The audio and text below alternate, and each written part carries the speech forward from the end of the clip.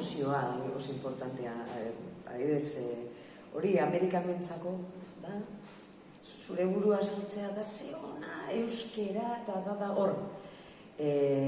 Baldin badekozu, Euskal Herrian egiten badira, film bi, lehenengoa erderaz, eta sekulako bomba egoten badotzezu, jakina, gehienek erderaz egiten dutela, eta euskeraz beti, bastar baten, kutsu bat egingo dugu, gure hizkuntza da, egingo dugu kasu apur bat, baina ez besteari bezain beste. Hori askotan gertatu da, bai zine, bai telebistan. Eta aldrebez izan beharko zen. Zein da zure hizkuntza, zein da zure berezitasuna mundu honetan? Zeure hizkuntza, beste guztia da oso globala. Ez gara horren ezberdinak, hemen, han, beste, ezberdin egiten gaituena da hizkuntzak. Eta ez bauzu hori gultzatzen,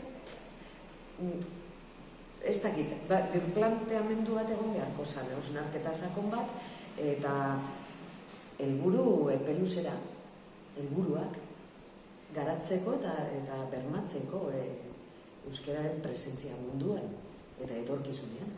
Eta hori ez da bakarrik diruz egiten.